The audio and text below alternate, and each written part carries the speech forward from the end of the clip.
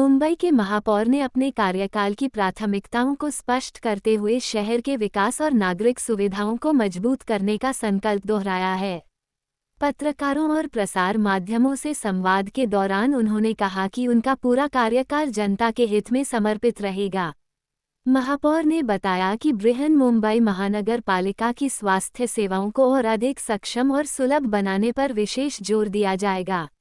उपनगरों में अधूरी पड़ी स्वास्थ्य योजनाओं को पूरा किया जाएगा तथा राजावाड़ी सहित अन्य अस्पतालों को सशक्त बनाकर मेडिकल कॉलेज और अस्पताल शुरू करने का प्रयास किया जाएगा।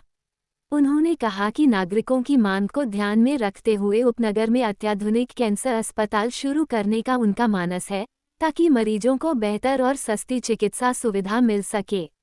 मुंबई में कचरा प्रबंधन की समस्या पर भी उन्होंने चिंता व्यक्त की। महापौर ने बताया कि गीले और सूखे कचरे के वैज्ञानिक वर्गीकरण और निष्पादन के लिए प्रभावी व्यवस्था विकसित की जाएगी, जिससे पर्यावरण संरक्षण के साथ साथ परिवहन खर्च में भी कमी आएगी।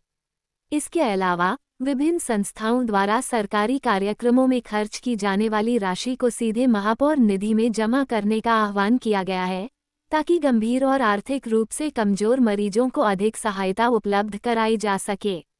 महापौर ने विश्वास जताया कि जनता के सहयोग से मुंबई को सुरक्षित, विकसित और गतिशील शहर बनाने का उनका प्रयास निरंतर जारी रहेगा। इलेक्शंस हो गए और उसके बाद में मुंबई की जनता ने 118 हमारे बीएमसी के पूरे नगर सेवक मुंबई महानगर पालिका में आए। उसके बाद में जो रिजर्वेशन हुआ सर्वसाधारण महिला, और जब महायुति की तरफ से हमारे भारतीय जनता पार्टी, हमारे भारत के पंतप्रधान आदरणीय नरेंद्र मोदी साहब, हमारे महाराष्ट्र के मुख्यमंत्री आदरणीय देवेंद्र फडणवीस साहब, उनके आशीर्वाद से मेरा नामांकन हुआ और मुझे उस वक्त बहुत अच्छा लगा। ये बहुत गौरव की बात है मेरे लिए। मेरे जैसे एक सामान्य कार्यकर्ती को भारतीय जनता पक्ष ने इस तरह से मुझे वहां पे बताया गया कि आपका हम नामांकन कर रहे हैं।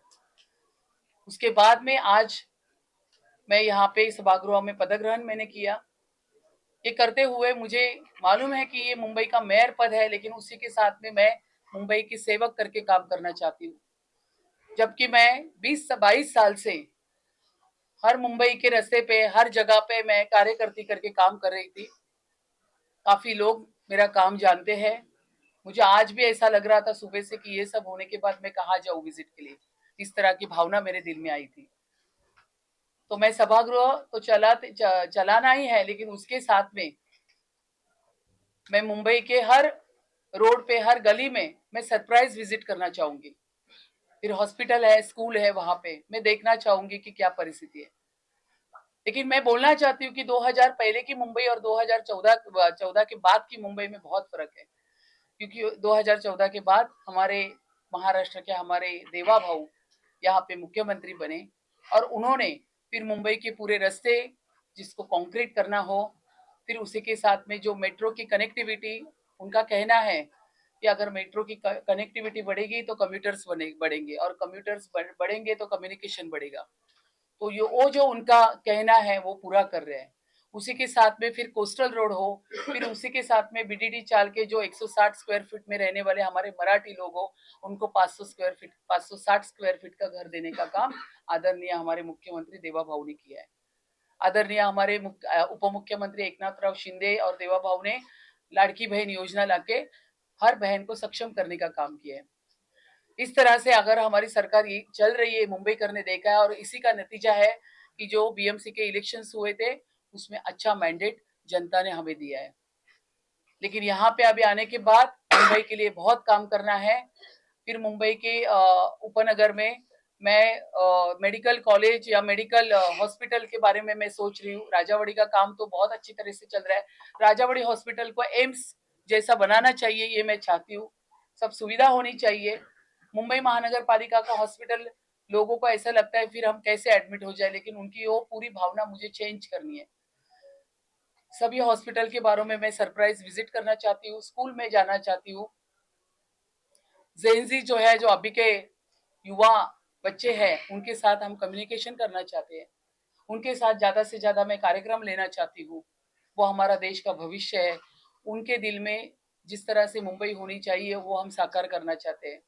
आवाज मुंबईकरांचा संकल्प भाजपाचा, ये जो हमने पूरा हमारे मुंबई के अध्यक्ष अमित जी ने ये पूरा ड्राइव चलाया था, तो उसमें काफी सारे 2 लाख के ऊपर सजेशंस आए थे मुंबई करके, और उस सजेशंस को हमने वचननामा में इम्प्लीमेंट किए हैं। तो जो हमारा वचननामा है उन्हीं का है, मुंबई कर का है। मुंबई कर ने जैसा सोचा उस तरह से हम काम करना चाहते हैं। फिर इस तरह से काम करते हुए पानी का प्रश्न जो मूलभूत हम लोग बोलते हैं, जो पानी है, रास्ता है, लाइट्स है, उसके ऊपर मैं देखना चाहती हूँ, काम करना चाहती हूँ। जो भी मुंबई के लिए कंस्ट्रक्टिव सिविक इशू है उसके ऊपर मैं काम करना तो चाहती हूँ, लेकिन मैं विजिट देना चाहूंगी। मुझे एक ऐसा काम करना है, इस इतना इतना बड़ा मेरे लिए सुवर्ण योग है, तो मुझे ये दिखाना है कि ये महापौर सिर्फ चेयर में बैठने के लिए नहीं, तो लोगों के बीच में जाके काम करने वाला महापौर है। ये मैं बताना चाहती हूँ और ये मैं करूंगी, ये आपको मैं बोलना चाहती हूँ।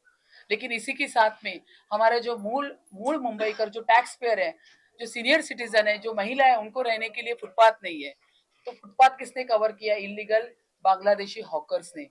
उसको मैं निकालना चाहती हूँ बिल्कुल। उसके बारे में पूरी इंक्वायरी बैठेगी। मेरी पहली मीटिंग आपको बोलना चाहती हूँ, इसके बाद में मेरी एडमिनिस्ट्रेशन के साथ जो फर्स्ट मीटिंग हो रही है, इसी के ऊपर हो रही है।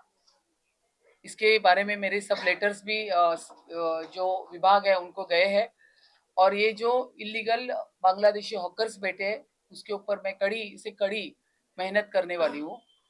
जो हमारे मुंबई कर है उनका कहना है कि हमको रास्ते फुटपाथ चाहिए।